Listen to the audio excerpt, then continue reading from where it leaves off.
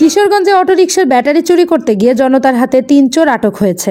বুধবার ১৩ নভেম্বর দুপুরে পাকুন্দিয়া উপজেলার কোদালিয়া চৌরাস্তা বাজারে জনতার হাতে আটক হয় এ ৩ জন। আটককৃতরা হলেন কিশোরগঞ্জ সদর উপজেলার করমুলি কামালিয়াচর এলাকার আব্দুর রশিদের ছেলে সোলাইমান, মতিউর রহমানের ছেলে আলমগীর ও বাদল মিয়ার ছেলে নয়ন। খবর পেয়ে পাকুন্দিয়া থানা পুলিশ এসে তাদের থানা হেফাজতে নিয়ে যায়। অটোরিকশার মালিক রাসেলের দেয়া তথ্য মতে প্রতিদিনের ন্যায় হোসেনপুর উপজেলার নুরুর দোকান এলাকায় তার বাড়ির সামনে অটো রিকশাটি রেখে দুপুরের খাবার খেতে গেলে এ ৩ জন মিলে অটোর ব্যাটারি খুলে নিয়ে আরেক রিকশা করে চলে যায়। ব্যাটারি খুলে নেওয়ার সময় রিকশার মালিকের চাচাতো বোন দেখে গিয়ে তার ভাইকে জানালে পাকুন্দিয়া উপজেলার কোদালিয়া চৌরাস্তা বাজারে এসে ব্যাটারি সহ তাদের আটক করে। উৎসুক জনতা তাদের উত্তম মধ্যম দিয়ে পুলিশে সোপর্দ করে।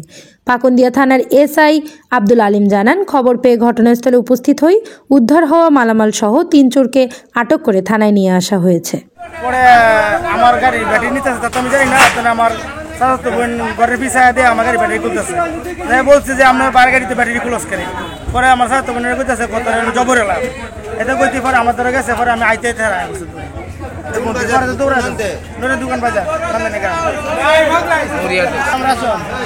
আপনার বাড়ি দোকান ওইখান থেকে ব্যাটারি চুরি করে ওই যে চৌরাস্তা নিয়ে এসে দৌড়ায় ধরা হয়েছে, গাড়িতে দৌড়ায় ধরা হয়েছে।